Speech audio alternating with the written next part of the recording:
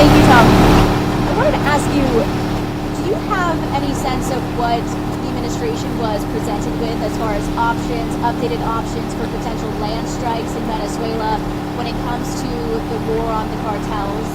Out of my way. I'm not in that lane. I'm sorry. And any update on the agents that are going to Charlotte as far as the increased immigration effort in Charlotte, North Carolina? Can you talk about that?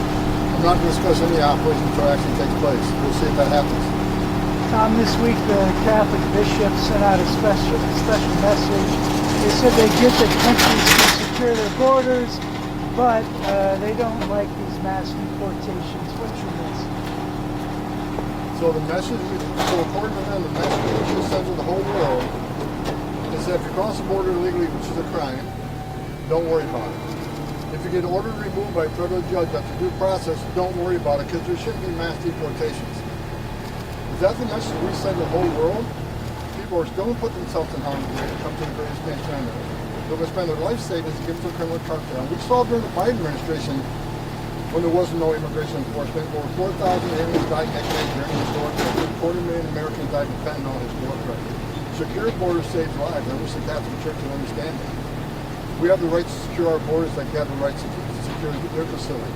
You can't enter their facility without being arrested. As a matter of fact, the penalties entering their facilities are much worse than ours. So, we're going to force the law, and by doing that, we're saving a lot of lives. Secure border saves lives. And one of the reasons no one talks about why we have the most secure border in the history of this nation is because exactly what ISIS did.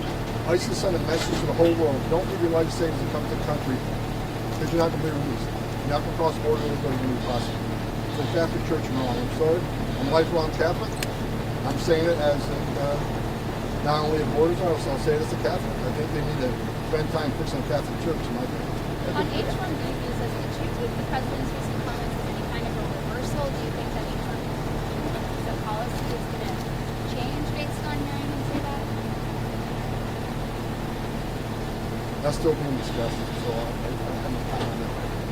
There are reports out of London that British intelligence is no longer sharing intelligence with the US following grave concern about the legality of operations in the Caribbean. Can you confirm that, and what is your reaction to the idea that a key ally like the UK is so sceptical of the legality of your operations?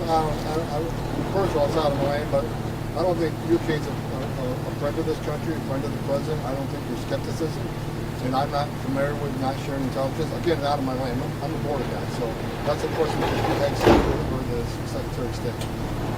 Any more on the protest outside of the Broadview facility? Any more on the protest outside of the Broadview? They've got the right to protest. Have at it. Don't cross the line. I was watching the video before I came out here. When they put hands on a law enforcement officer, they're getting arrested and going to jail. They have the right to protest, but don't cross the line.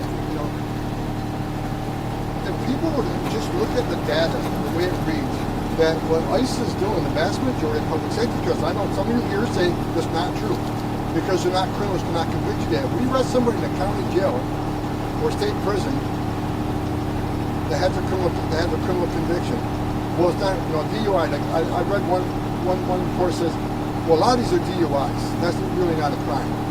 Really? 12,000 people a year die from DUIs. I consider that significant public safety threat. But then they say, well, some of these aren't convicted. Well, we arrest them in county jail. They're in jail, locked in a jail cell. They're arrested for a crime. We consider those convicted and those pending criminal charges criminal. But you got a lot of the media saying, well, most people in vice detention aren't a criminal. Wrong. I looked at the data this morning. More than half are criminals. And as far as what we're arresting, it hovers around 64 to 70% are criminals. And who the others, 30%, which the media ignores? A lot of them are national security threats. Most national security threats don't have a criminal history. We arrested several thousand Iraqi nationals. Most of them don't have a criminal history. Why is that? Because they're laying low to do whatever they want to do. A lot of them are gang members. A lot of gang members aren't criminal history. And like I said, a lot of them are fugitives. Those who had due process were overruled and went and went.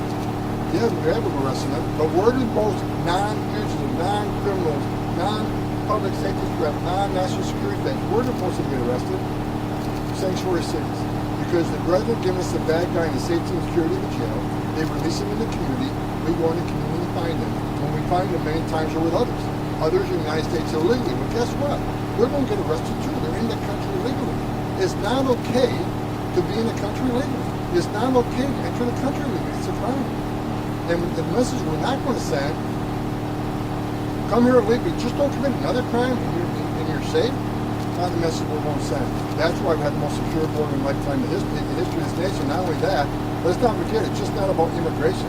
It's just not about secure community.